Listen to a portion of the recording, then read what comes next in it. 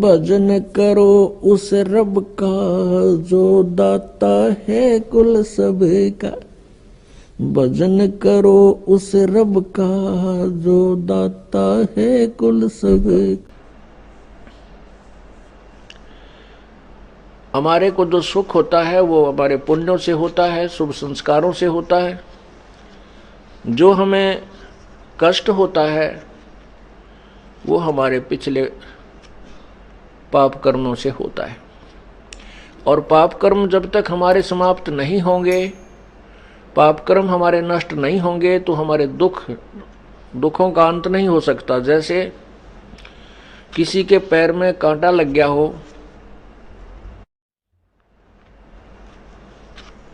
वो पीड़ा जो है उस कांटा लग जाने के कारण हो रही है। जब तक वो कांटा नहीं निकलेगा तब तक पीड़ा समाप्त नहीं हो सकती। तो बुद्धिमान व्यक्ति, जैसे छोटे बच्चे होते हैं, उनको कांटा लग जाता है, वो बैठ कर रोने लग जाते हैं, चलते नहीं हैं। तो बुद्धिमान व्यक्ति उनको देखता है कि हाँ ये बच्चे के कांटा लग गया, तो उसको उठाता है, गोदी में उठाता है, घर लाता है अपने बच्चे को, फिर उसका कांटा निकलवाता है, निकालता है, फिर वो बच्चा सुखी हो जाता है। कांटे की पीड़ा से वो रो रहा था, कांटा निकल जाने से उसे सुख हुआ। इसी प्रकार हमारे पाप कर्मों रूपी कांटे लगे हुए हैं। हम बालक हैं, अनजानपने में हमने जूते निकाल दिए, परमात्मा की आड़ छोड़ दी, परमात्मा की शरण नहीं रही। हमने अपने जूते निकाल दिए, राम नाम के जूते निकाल दिए, जिस कारण से हमारे को ये पाप कर्मों के कांटे चुभ गए हैं। उनके कारण सभी को पीड़ा हो रही है। संत जो होते हैं उनके पास वो औजार हैं, उपकरण हैं, जिनसे वो कांटे निकाल दिए जाते हैं और वो बच्चे सुखी हो जाते हैं। और फिर उनको राम नाम का जूता पहने रखने की सलाह दी जाती है। फिर वो बच्चे जिनके पैरों में पीड़ा थी, उनको पता लग गया था कि तुम्हें पीड़ा जो है कांटा लगने से हुई, कांटा लगा नंगे पैरों से, या जो जूते चप्पल पहन रखी थी वो कांटों से प्रोटेक्शन नहीं कर सकते थे, बचाव नहीं कर सकते थे। जैसे कोई नाम जाप करते हैं, जैसे तीनों गुणों रजगुण ब्रह्मा सदगुण विष्णु तमगुण शिव जी की उपासना भी करते हैं, ब्रह्म की, माता की, दुर्गा की, मसाणी की, ब्रह्म की, परब्रह्म की, इनकी पूजाओं से ठीक है कुछ राहत तो मिलती है, लेकिन पाप रूपी वो कांटे नहीं निकलते। तो इसलिए पूर्ण परमात्मा की भक्ति, पूर्ण परमात्मा की साधना करने के लिए ही प्रत्येक तत्वदर्शी संत ने और प्रत्येक सदग्रंथ ने यही सलाह दी है कि भक्ति पूर्ण परमात्मा की ही करनी चाहिए। उसी की कृपा से परम शांति और शाश्वत स्थान अर्थात सत्यलोक, सदा रहने वाला वो स्थान जो कभी विनाश में नहीं आता, वो प्राप्त होता है, जिससे वो साधक सदा के लिए सुखी हो जाता है।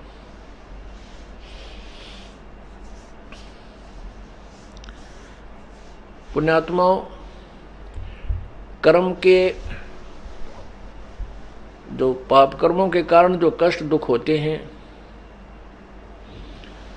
उनको न तो ब्रह्मा विष्णु महेश कोई परिवर्तन कर सकते हैं, अर्थात पाप कर्मों का जो दुख है उसको वो समाप्त नहीं कर सकते, और न ही दुर्गा कर सकती है, न ही ब्रह्म कर सकता है जो ज्योति निरंजन, और न ही परब्रह्म कर सकता है।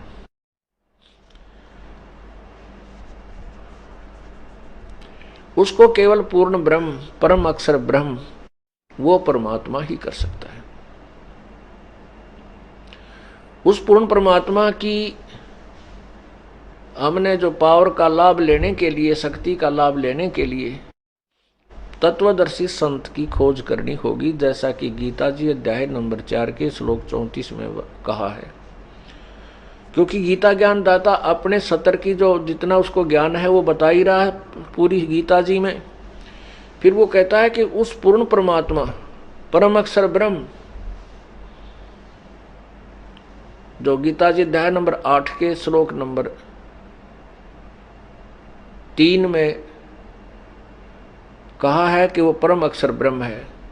गीता जी अध्याय नंबर 7 के श्लोक नंबर 29 में गीता ज्ञानदाता कह रहा है कि मैं जो ज्ञान दे रहा हूं, मेरे इस ज्ञान पर जो आश्रित हो जाते हैं और फिर वो तत्वदर्शी संत की खोज कर लेते हैं, उस तत्वदर्शी संत से प्राप्त ज्ञान के आधार पर फिर वो संपूर्ण कर्मों से परिचित हो जाते हैं, पूरे आध्यात्मिक ज्ञान से परिचित हो जाते हैं, और वो फिर उस तत्व ब्रह्म से, उस परमात्मा से भी परिचित हो जाते हैं। तो फिर वो व्यक्ति जो पूर्ण संत की शरण में आने के बाद, तत्वदर्शी संत से तत्व ज्ञान सुनने के उपरांत, वो केवल जन्म मरण से ही, जरा मरण से छुटकारा ही चाहता है और कोई वस्तु की इच्छा नहीं करता। ये 7वें अध्याय के 29वें श्लोक में